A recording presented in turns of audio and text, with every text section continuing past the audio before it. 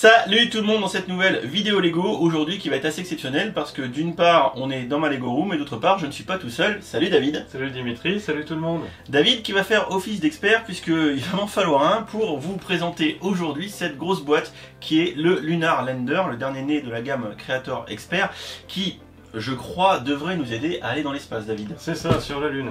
Alors, sur la Lune, et qui dit véhicule de type spatial comme celui-ci, dit des choses qui sont très techniques, c'est éminemment compliqué. Oui, absolument, oui. Et du coup, David va m'accompagner au gré de cette vidéo pour vous présenter tout ça de manière très pointue. On va quand même rentrer dans le détail du Lunar Lander. Oui, tout à fait, oui, on va aller dans le détail. Je tiens également à préciser que c'est toi qui l'as construit, c'est pas moi, c'est ton tien. Oui, c'est mon mien, moi. Alors, je t'ai pas du tout fait craquer... Pas mon style. Non, absolument pas. C'est pas mon style. D'ailleurs, en fait, pour tout vous dire, celui-là, c'est le mien. Et celui qui est monté ici, c'est le tien. C'est ça. Donc, on a sous les yeux le dernier né de la gamme Creator Expert, comme je disais, qui est le véhicule qui emmena, alors, les 3 astronautes. Alors, il y avait Neil Armstrong et Buzz Aldrin qui sont allés sur la Lune, c'est eux qui ont marché dessus, et Michael Collins qui restait en orbite lunaire. Ah, donc il a eu un peu moins de chance. Il a eu un peu moins de chance, ouais. Donc on va découvrir un petit peu les aventures de ces 3 personnages par le biais de leur, on va dire, étape lunaire, puisque ça n'était qu'une étape du voyage. Tout à fait, ouais. Autre étape qu'on verra quand on fera la vidéo ensemble de l'Apollo 11. Oui, la Saturne 5, la fusée. Que j'ai toujours pas fait. Oh, voilà. Donc sans plus attendre, parce que ça fait déjà un moment qu'on fait cette intro et on va éviter de se gaufrer comme on vient de le faire déjà à nombreuses reprises. Donc on va faire un focus sur le set en lui-même, sur les différentes fonctionnalités, sur le montage également, ce que tu as vu un petit peu quand tu l'as monté. Et on va essayer aussi de faire une comparaison entre le vrai, toi un petit peu, vu que tu es vachement au cara sur le Lunar Lander, le vrai modèle, versus ce que tu as pu voir sur le modèle Lego. Voilà, exactement. Ouais. Déjà, d'entrée de jeu, est-ce que tu peux nous teaser, est-ce qu'il y a beaucoup d'écart entre le modèle Lego et le modèle réel? Beaucoup, non. Ça va aller dans le détail. Il y a quelques petits détails qui sont assez visibles, des choses qui m'ont choqué tout de suite, au niveau notamment des supports des RCS, mais globalement c'est quand même plutôt réaliste. Bon, alors il commence déjà à nous donner des acronymes, donc vous inquiétez pas, on va détailler tout ça tout de suite. Allez, sans plus attendre, on va faire un focus sur la boîte tout de suite. Alors, on regarde d'un peu plus près cette boîte. Alors, est-ce que tu peux nous la montrer, s'il te plaît, David? Voilà. Donc, une belle boîte. Donc, on voit ici le numéro de 7, 10266, NASA Apollo 11 Lunar Lander. Alors, première question, David. Alors, Apollo 11. Pourquoi Apollo 11 d'ailleurs? Tiens, est-ce qu'il y a eu d'autres versions? Donne-nous un peu de contexte. Il y a eu effectivement d'autres missions. Il y a eu Apollo 1, il y en a eu 4, 6, 8, 9, 10. Apollo 1 était tragique et puis les 3 astronautes malheureusement sont décédés dans un incendie au sol dans la capsule. Les autres missions étaient principalement des vols d'essai, des grandes répétitions, notamment Apollo 8 qui a fait un tour autour de la Lune et qui est revenu sans se poser, Apollo 9 qui ont fait des essais en orbite terrestre et Apollo 10 qui a fait une grande répétition. Ils se sont rapprochés du sol lunaire avec le module lunaire, mais sans se poser. Et ensuite, après Apollo 11, il y a eu 12, il y a eu 13 qui a eu son accident célèbre, il y a eu le film avec Tom Hanks notamment. D'accord. Et puis de 14 jusqu'à 17 qui était la dernière mission. Ok, donc là, la particularité d'Apollo 11, c'est donc la première version habitée, successful, c'est-à-dire où les mecs se posent et où ça marche. Exactement. D'accord, donc on comprend pourquoi on va se focaliser sur cette version 11 de la mission Apollo et de ce Lunar Lander. Donc bien évidemment, on voit que c'est badgé dans la gamme Creator Expert. Je veux bien, si l'autoplay, que tu nous retournes la boîte. Et du coup, on va pouvoir voir un petit peu ce qui a marqué derrière. Donc du coup, c'est vrai que ça nous donne un peu l'eau à la bouche. On a une belle photo du Lunar Lander. On voit, et ça tu vas nous l'expliquer, il y a plusieurs parties. Il y a plusieurs. Voilà, donc vite fait, tu peux nous donner les 2-3 parties principales. Donc il y a le module de descente tout en bas qui contenait du carburant pour descendre sur le sol lunaire, ainsi que quelques systèmes de survie. Et puis le module de remontée au-dessus, là il est montré démonté, D'accord. Il était monté comme ça. Ok. Et puis les photos des plaques commémoratives laissées sur la Lune. D'accord, donc ça on regardera ça tout à l'heure. Alors je crois qu'il y a un truc qui est sympa sur la tranche de la boîte. Voilà. Alors je sais que tu vas nous faire la traduction, mais je vais d'abord le lire en français. That's one small step for man and one giant leap for mankind. Ce qui veut dire en français, C'est un petit pas pour l'homme et un bond de géant pour l'humanité. Alors c'est une phrase qui est devenue complètement mythique. Alors je pense que tu vas être d'accord avec moi, la boîte est sympa. Déjà, qualitativement, je pense que tu peux me remontrer la face avant de la boîte. Voilà, qualitativement, c'est vrai que Lego fait un gros effort sur le packaging. Voilà, donc moi je suis relativement fan de cette boîte. Écoute, je te propose désormais qu'on switch et qu'on passe à la présentation de notre module lunaire juste ici. Alors comme d'habitude, on va commencer par une petite séquence introductive. Nous avons bien sous notre nez le set 10-266 NASA Apollo 11 Lunar Lander, sorti le 1er juin 2019, deux figurines, 1087 pièces pour 94,99 €, ce qui fait un prix à la pièce de 0,087 €, soit 8,7 centimes, soit on est inférieur aux fameux 10 centimes que je prends toujours comme référence. Voilà, donc moi j'aurais tendance à dire que c'est pas trop cher. Voilà, c'est pas trop cher, mais mon camarade Brick Invest, dont on a regardé la vidéo tout à l'heure, lui disait oui non c'est pas terrible, la médiane bout, c'est plutôt aux alentours de 7,9 centimes sur cette gamme Creator Expert, donc ça nous fait un prix par pièce de 8,7 centimes par pièce. C'est finalement assez cher pour cette gamme, on n'est pas loin des sets les plus chers depuis 5 ans, dont certains avaient des meilleures raisons que celui-ci pour coûter aussi cher. Dixit moi, je trouve ça pas trop cher, mais les statistiques seront du côté de notre camarade. Voilà, alors s'il te plaît David, est-ce que avant de rentrer dans le vif du set finalement, tu peux nous présenter la mission Apollo 11, à partir du moment finalement où ils ont quitté la Terre en Saturne V, et du coup ils se retrouvent dans l'espace et ils vont faire le début de leur long voyage vers la Lune. Voilà, donc le train spatial est parti en direction de la Lune. Donc il est composé de deux éléments principaux. Il y a ici le module de commande et ici le module de service, qui comprenait le carburant et des systèmes de survie. Le module de commande emporte nos 3 intrépides astronautes. Donc il y a Neil Armstrong, le commandant de la mission, Buzz Aldrin qui pilote le module lunaire et Michael Collins qui est le pilote du module de commande. Le deuxième élément est le module lunaire, donc c'est celui qui va emmener Aldrin et Armstrong marcher sur la Lune. D'accord. Donc ces deux éléments sont... tout ça part vers la Lune, groupir. Voilà, tout ça part vers la Lune. Une fois qu'ils se sont mis en orbite lunaire, ils vont faire les préparatifs pour permettre à Armstrong et à Aldrin de descendre. Pour l'instant, tout le monde, tous les 3, ils sont dans le gros machin gris. C'est ça, ils sont tous les 3 dans le module de commande, exactement. Alors tu m'as dit tout à l'heure déjà qu'ils vont faire une espèce de gros demi-tour de la mort. Comment ça se passe? Oui, en fait, quand ils vont arriver en orbite lunaire, il va falloir qu'ils adaptent leur vitesse pour rester en orbite lunaire. Parce que s'ils ne font rien, ils vont s'écraser. Ils vont pas s'écraser, ils vont prendre le lance-pierre gravitationnel de la Lune et ils vont se barrer très loin. Et ils vont avoir beaucoup de difficultés à rentrer à la maison. D'accord. Donc ils vont mettre le moteur en direction dans le sens de la marche, ils vont allumer le gros moteur du module de commande et de service et ils vont se mettre à la même vitesse que la Lune pour rester en orbite autour de cette dernière. D'accord. Une fois qu'ils ont fait ceci, ils font leurs préparatifs. Aldrin et Armstrong vont dans le module lunaire par un petit tunnel pressurisé entre les deux, donc c'est très pratique. Et ensuite, les deux modules se détachent. Plop. Hop. Donc notre ami Michael Collins, lui, va rester en orbite. Voilà, il va manger du popcorn. Il va manger du popcorn, il va faire des expériences, il va voir si le popcorn flotte plus ou moins bien dans l'espace. Il va en mettre partout, ça va être un vrai bonheur. Et on va le déposer par ici. Allez, salut. Au revoir. Bye bye Michael. Et nos amis Aldrin et Armstrong vont ralentir, perdre leur vitesse orbitale et descendre tranquillement en direction de la surface lunaire. D'accord. Une fois qu'ils sont arrivés à proximité de la surface, suite à différentes péripéties très techniques et notamment des ennuis avec l'ordinateur de bord, ils se sont placés sur un site d'atterrissage qui était beaucoup plus loin que le site prévu. Et ils se sont rendus compte que c'était un champ de pierres, donc c'était pas terrible de se poser sur des pierres, le risque étant de se mettre de travers et puis de ne pas pouvoir repartir.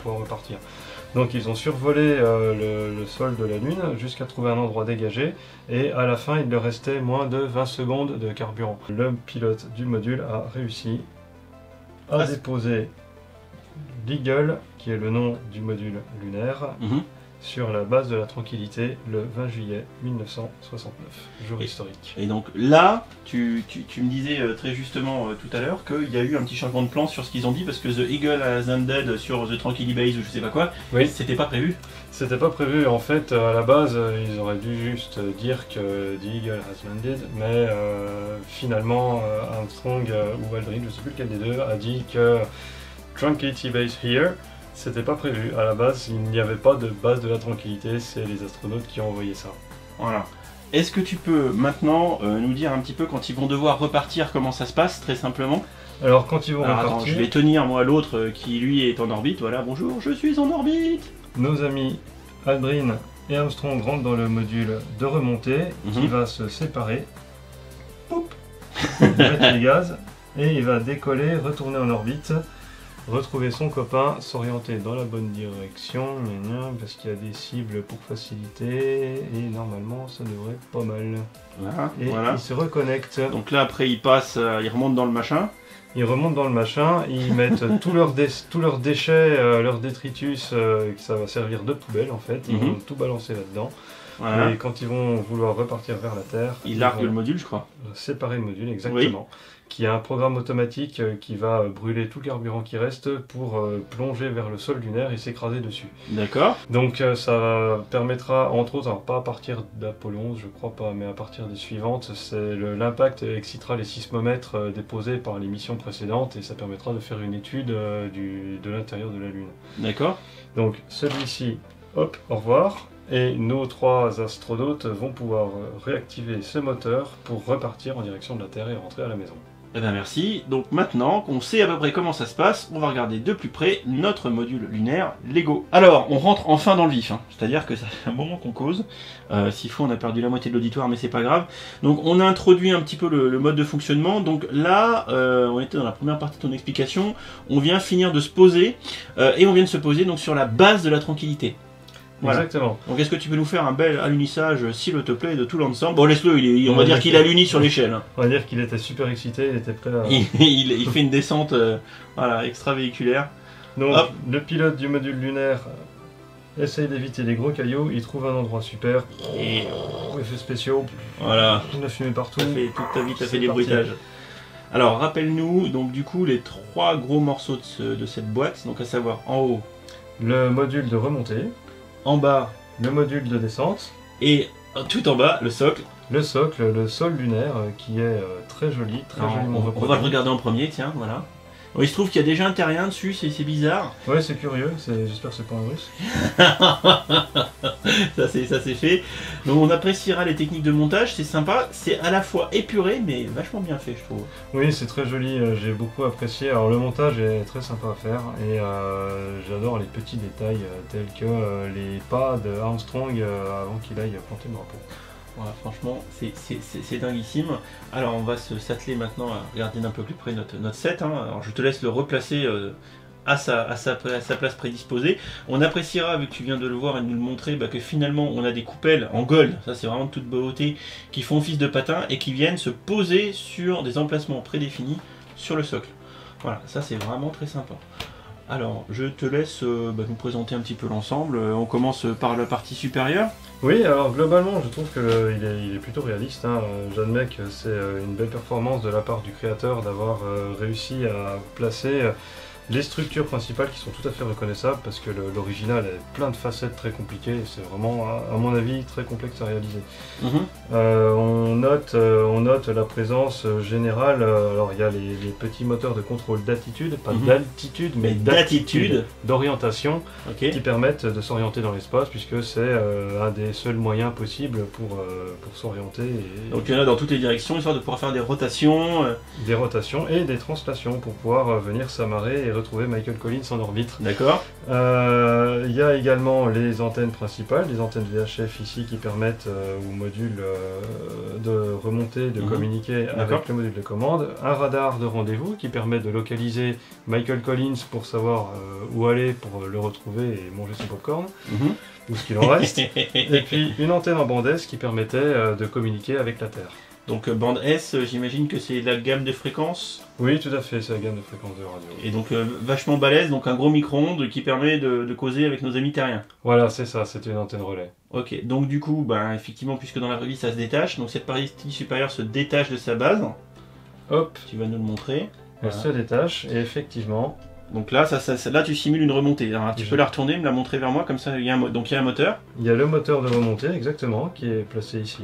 Donc il va venir faire léviter cette capsule pour retourner dans l'espace en orbite lunaire et retrouver Michael Collins. Voilà. Des petits clips qui vont bien pour l'attacher à son support. Donc on attache, alors les petits clips ils sont ici, voilà, et vont venir se clipper, voilà, juste ici. Ça c'est plutôt pas mal. On va entendre le petit clip, vas-y.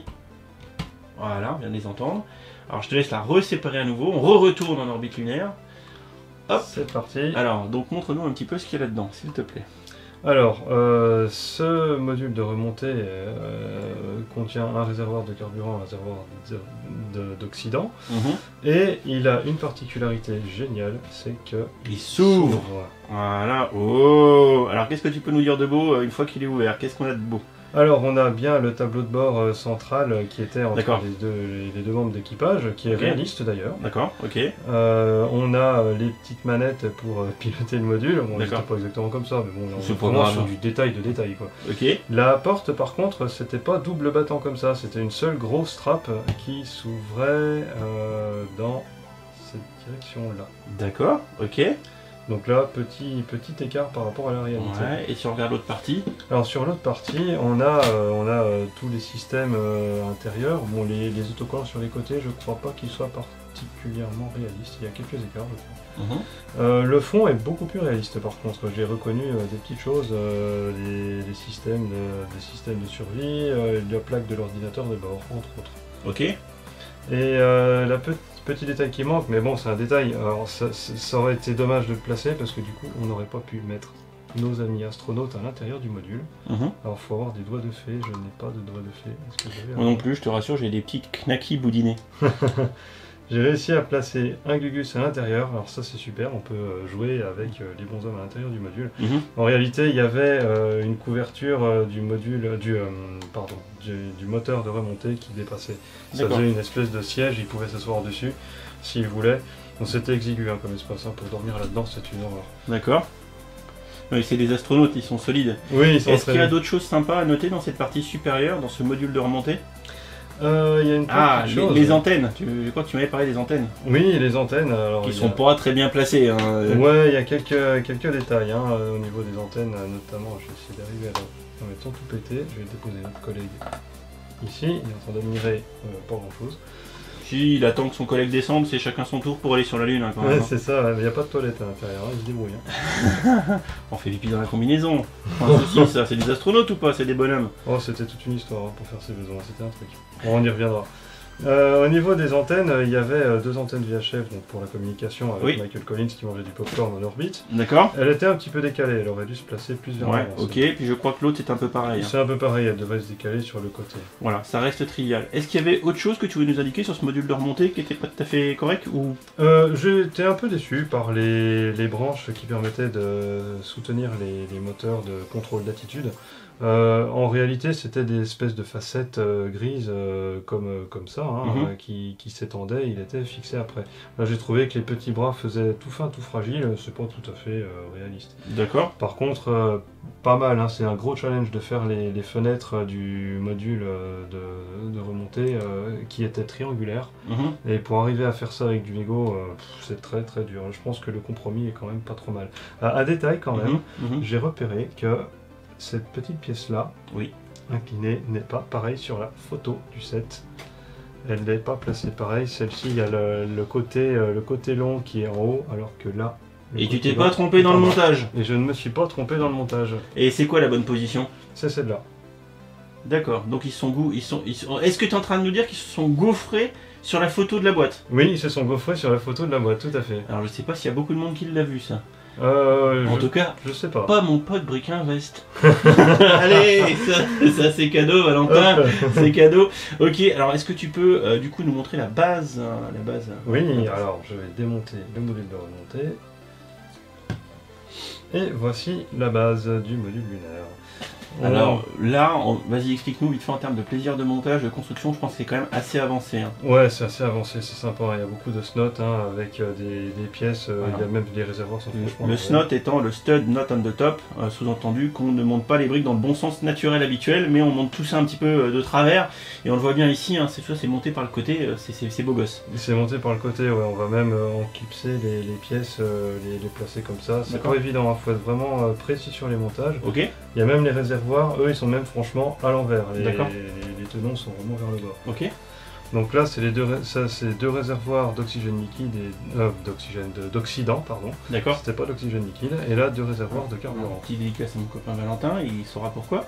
Les réservoirs d'oxygène liquide et de carburant. Ce n'est pas de l'oxygène liquide, non, non, non. Sinon, qu'est-ce qui se passerait, tiens, si c'était de l'oxygène liquide, ce serait quoi le bins? Le problème de l'oxygène liquide, c'est qu'il est stocké à moins 180 et quelques degrés, et il a tendance à se réchauffer naturellement.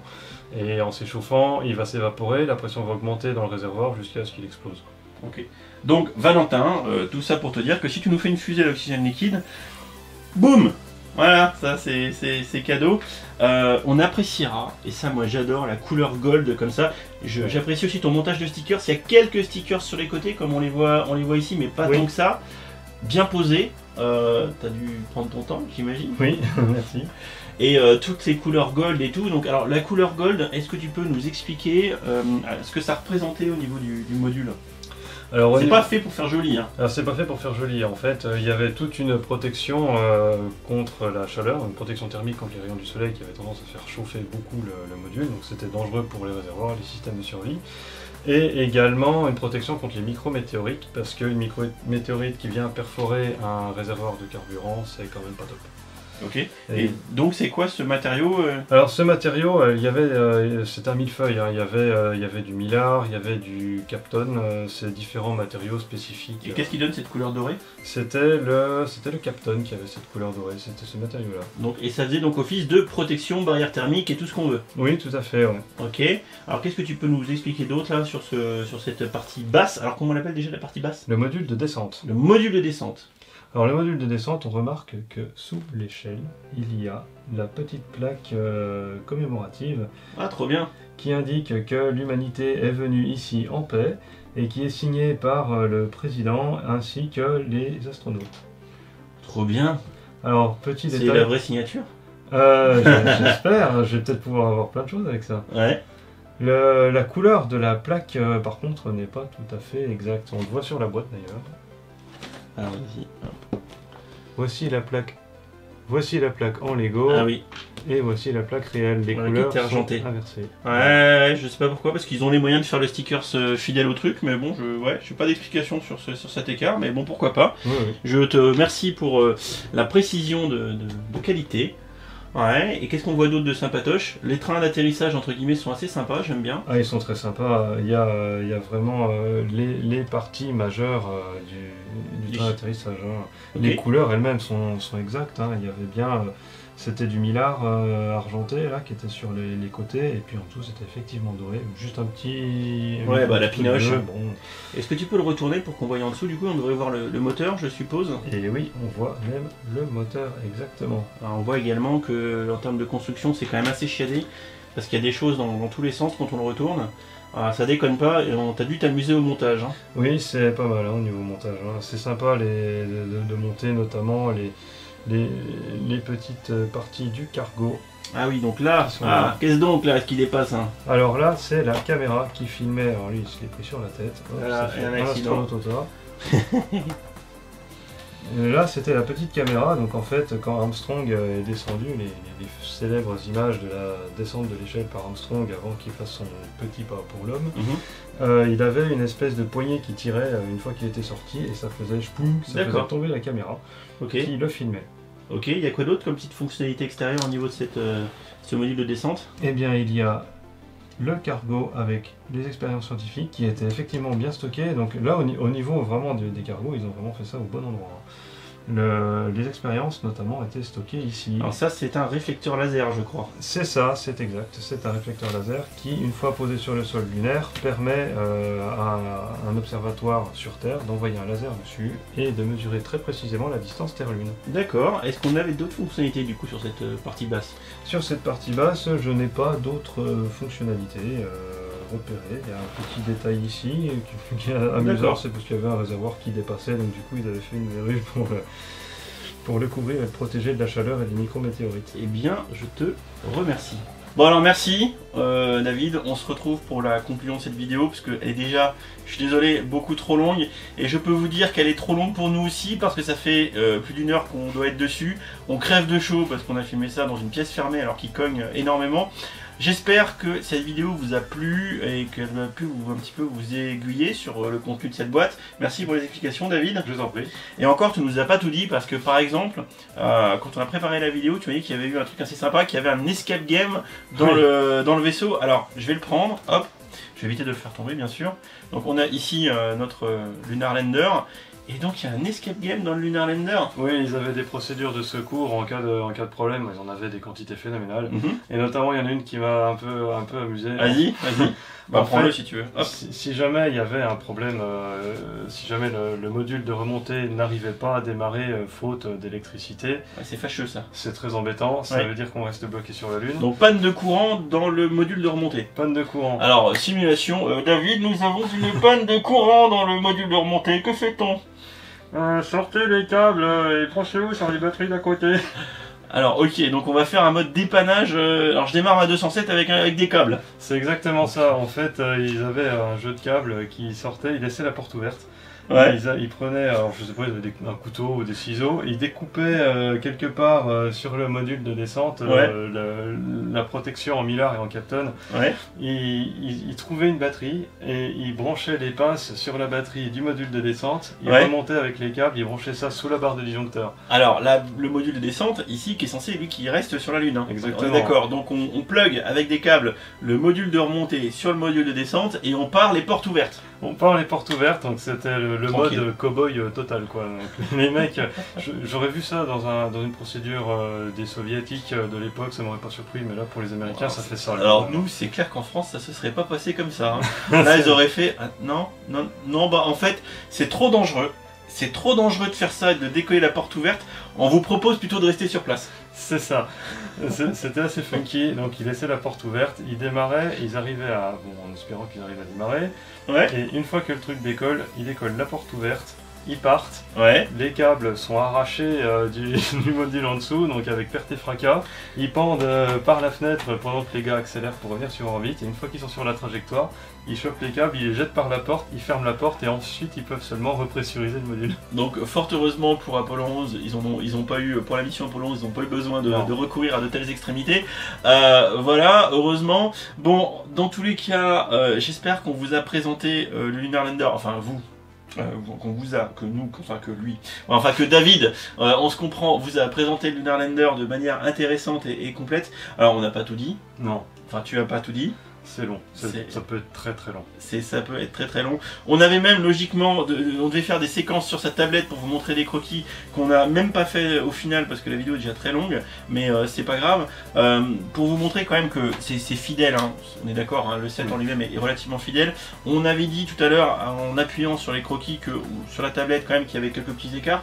Oui. Notamment sur les réservoirs qu'on voit ici rouge, blanc, et que dans la vraie vie ils sont alignés. C'est ça? Oui, ils sont alignés, les deux réservoirs blancs sont alignés, un sous l'échelle et un en face, là pile poil dans l'axe des trains d'atterrissage, et puis pareil pour les rouges, ils sont à 90 degrés. Tout ça pour dire qu'il y a quelques menus écarts vis-à-vis de la réalité qu'on n'a pas tout traité parce que ça aurait fait une vidéo qui est trop longue. Là je pense qu'on va déjà taper dans les plus de 20 minutes. C'est déjà énorme et je peux vous dire qu'on en a transpiré pour vous la faire hein, cette vidéo. Alors on espère que ça vous a plu, que ça vous a intéressé, que ça vous a donné envie d'acheter ou pas ce Lunar Lander de chez Lego. Là clairement plus que de présenter le Lego, on a essayé de présenter un petit peu la mission Apollo 11 également. Ouais. C'est éminemment compliqué. Je suis éminemment pas spécialiste, c'est pour ça que David est là. On parle beaucoup, je parle beaucoup. Comment on va finir cette vidéo? Moi, clairement, je l'ai pas encore monté, vous l'avez compris, c'est celui de David. J'adore, c'est magnifique. Alors, je te laisse le remonter, qu'on puisse le représenter une dernière fois, tout assemblé. Clairement, le set est magnifique. Allez, sur 10, allez, non, sur 100, ça donnera une note plus précise. combien tu donnerais pour la fidélité vis-à-vis de la réalité, toi qui es spécialiste pour le coup? Oh, je donnerais un bon 95 quand même.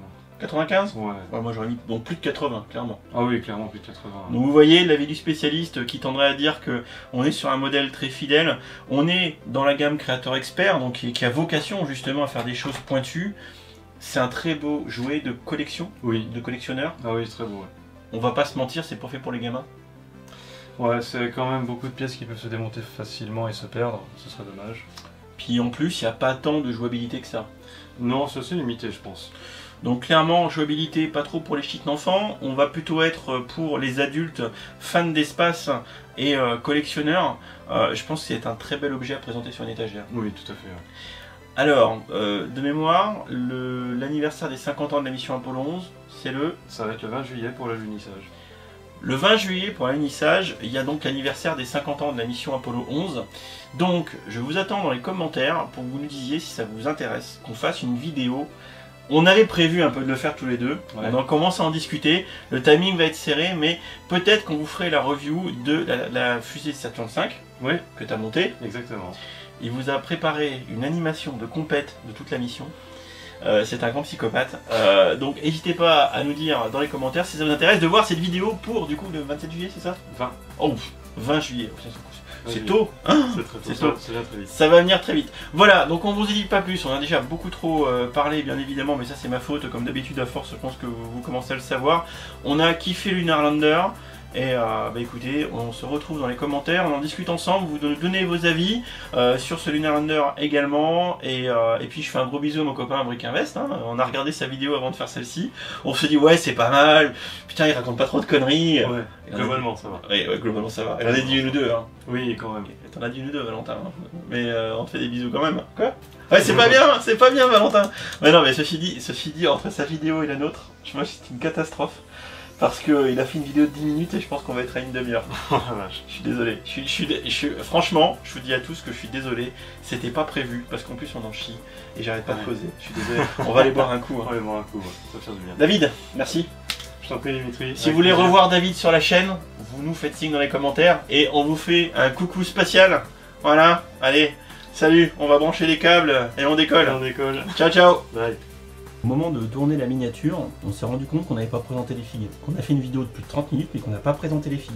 Donc alors, en fait on les présente pas les figues. Si vous voulez avoir un avis sur les figues, vous allez voir la vidéo de Brick Invest. Parce que voilà, ça sera beaucoup plus simple comme ça. Donc on vous fait des bisous et on va aller se rafraîchir. Bon, troisième prise pour cette séquence finale où je disais que quand ça veut pas, ça veut pas. Donc j'avais oublié aussi de vous présenter ça. J'ai reçu ça ce matin. C'est de la part de Cyril et son fiston Pierre qui m'ont envoyé une très jolie lettre avec un très joli petit cadeau dedans. Cyril, David, pour te l'expliquer, c'est un de mes followers. J'aime pas le terme, mais disons que c'est quelqu'un qui me suit sur YouTube principalement et sur Facebook. Et il a un très beau pseudo. Donc sur YouTube, c'est GSX quelque chose, donc un pseudo de motard. Tout ce qu'il y a de plus sale, Cyril, hein, c'est cadeau, c'est pour toi. D'ailleurs, Cyril, hein, Dimitri, ça prend 3 i, hein, je te le dis si tu m'aurais écrit un jour. Voilà. Monseigneur Dimitri, j'aime beaucoup la formulation, je vais la retenir. Tout ça pour dire qu'il a passé une petite commande chez Elf Brick, qui est un graveur très sérieux, dont je mettrai les coordonnées en description de la vidéo, que j'ai croisé à plusieurs reprises en exposition, qui est très sympa. Et David, dis-moi, qu'est-ce qu'il nous a gravé? Ça a l'air de toute qualité, de toute beauté. Oui, il s'agit du premier pas de Armstrong sur la Lune. À force, tu le sais, parce que ça fait la 3e fois qu'on prend cette prise.